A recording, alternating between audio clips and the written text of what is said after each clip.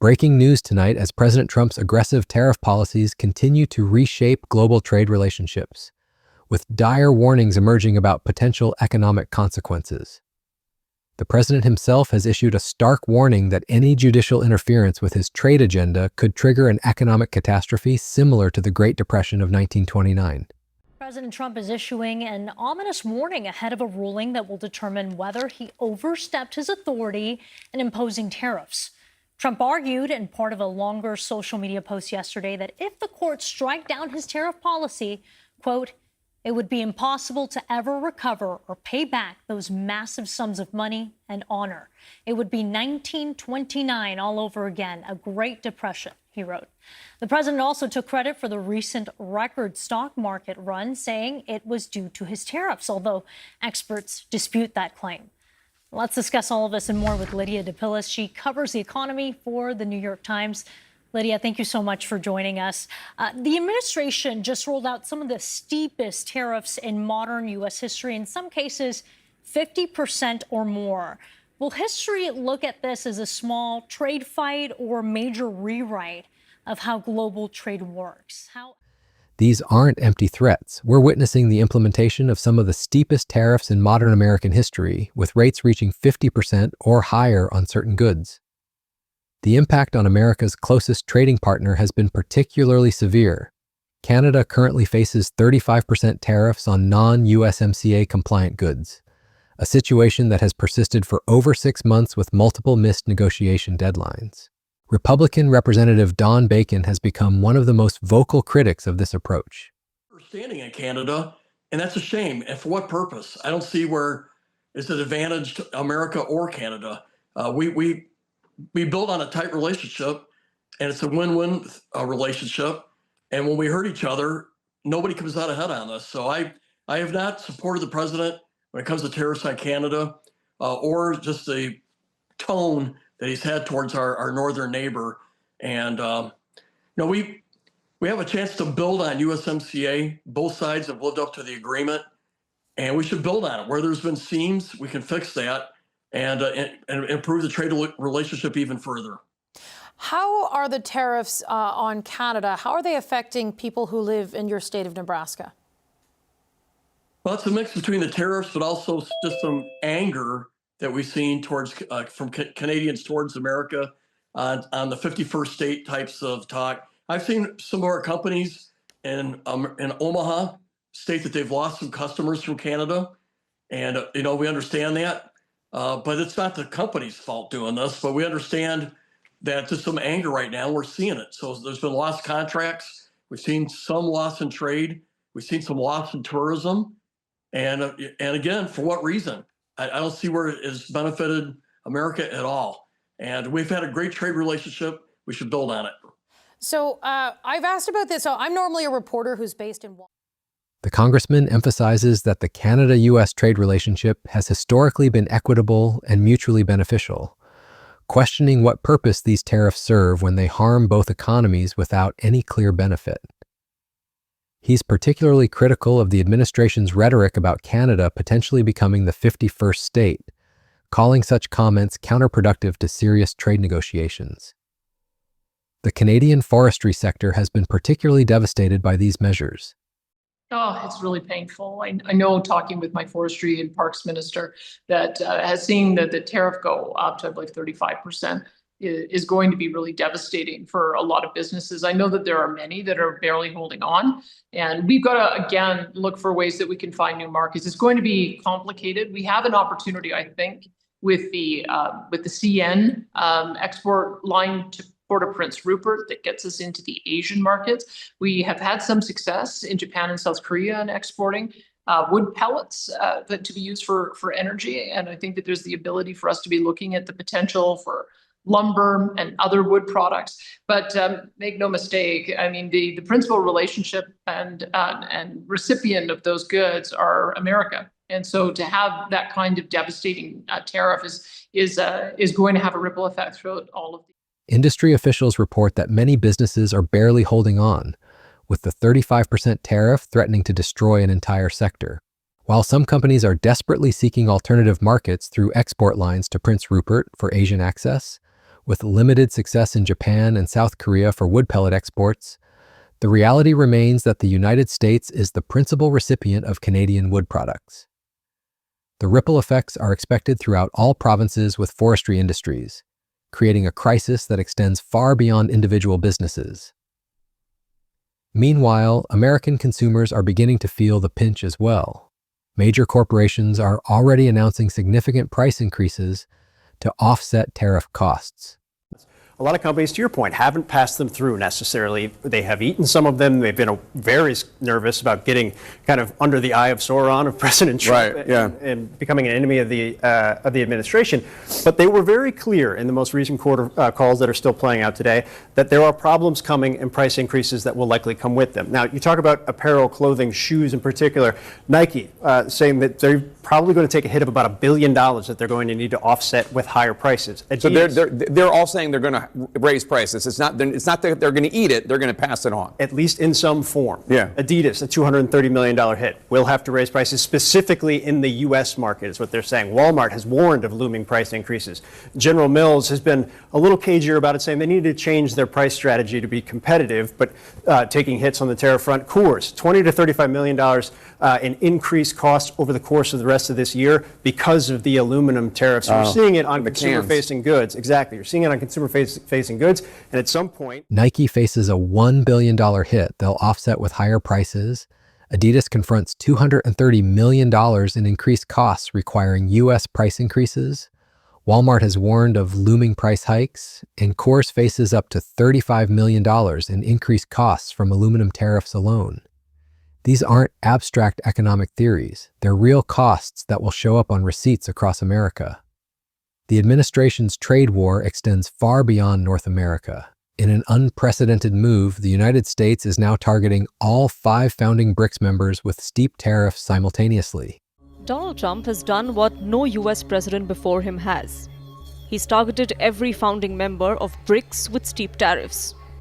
Brazil, South Africa, India, Russia, and China. All 5 face US trade penalties. BRICS leaders are coordinating a pushback, with Brazil's Lula da Silva even calling Prime Minister Modi to discuss a joint response.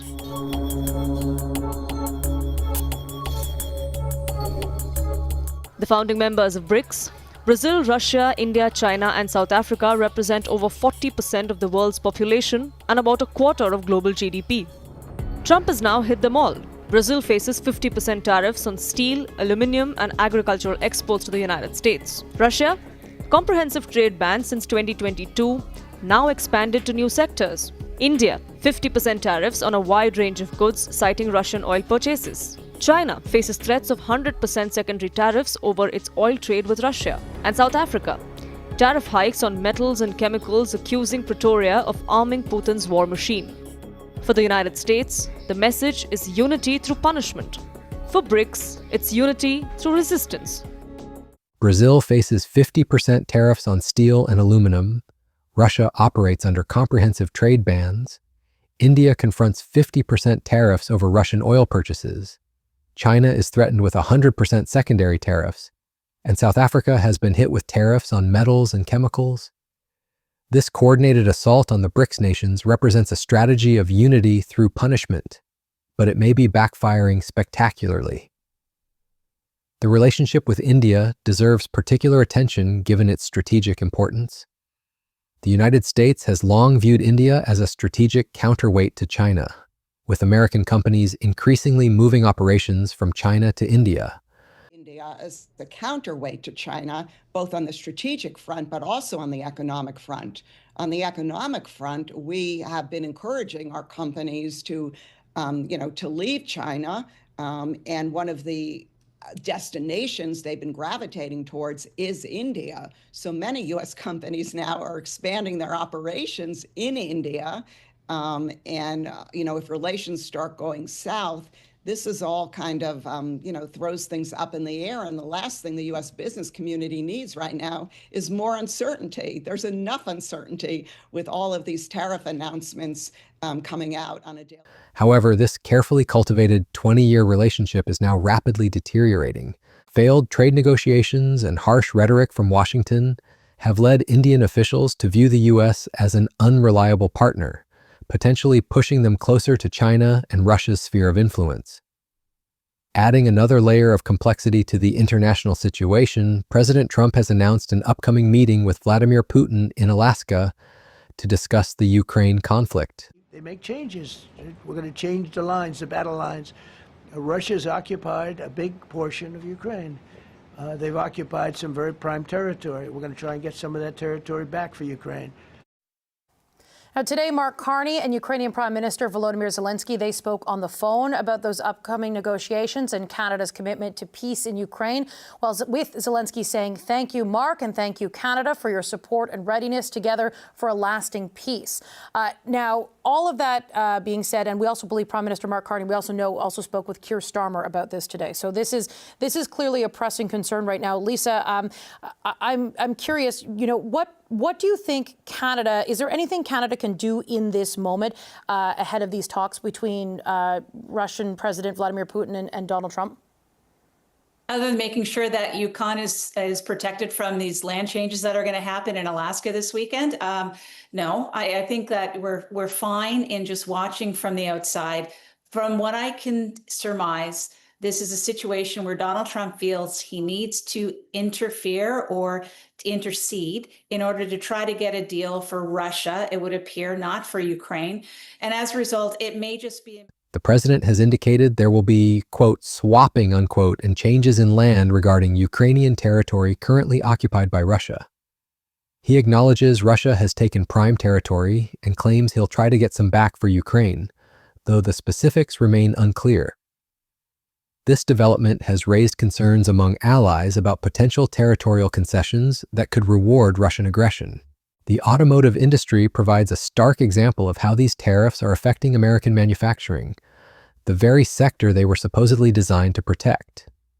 Ford expects a $3 billion hit from the tariffs, able to absorb only $1 billion internally. Toyota has announced a nearly $10 billion impact from the trade measures.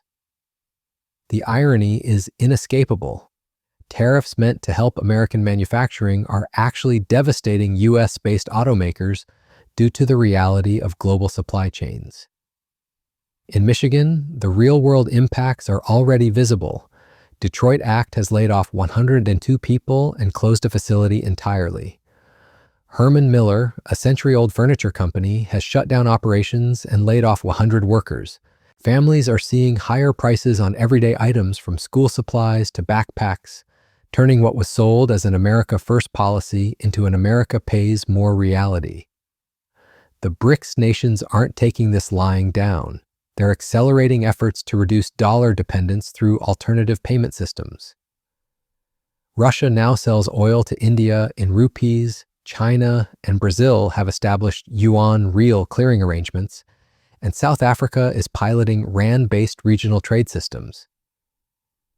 By targeting all BRICS founders simultaneously, the United States may inadvertently be transforming what was once a loose diplomatic club into a real economic bloc, united against American financial leverage. Economists note that while the administration celebrates tariff revenues of $70 to $80 billion, this represents a drop in the bucket compared to $7 trillion in federal spending. Historically, tariffs have only represented 2 to 5% of federal income, making them an inefficient tool for revenue generation while creating maximum economic disruption. The U.S. ambassador to Canada, Pete Hoekstra, has added fuel to the fire by claiming that Canada's retaliatory tariffs are threatening the future of the USMCA trade agreement itself. He argues that while the U.S. has protected the integrity of CUSMA by not implementing tariffs on products covered under the agreement, Canada has removed those guardrails, potentially jeopardizing the entire framework of North American trade. As businesses struggle with the chaos and uncertainty of constantly shifting trade policies, one thing becomes increasingly clear: these tariffs are creating losers on all sides. American consumers face higher prices, Canadian industries face existential threats, and the carefully constructed post-war international trade order continues to unravel. The administration's promise that trade wars are easy to win is being tested by reality, and so far, reality appears to be winning. The coming weeks will be crucial as negotiations continue on multiple fronts.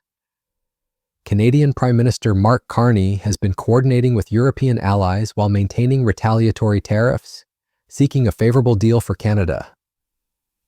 The BRICS nations are deepening their economic cooperation in response to American pressure, and American businesses are making difficult decisions about prices, employment, and future investments in an environment of unprecedented uncertainty. What started as a promise to restore American manufacturing dominance has evolved into a complex web of economic warfare with no clear victors in sight. As companies announce layoffs, prices rise at the checkout counter, and international relationships that took decades to build crumble in months, the question isn't whether anyone can win this trade war, it's whether anyone can afford to keep fighting it.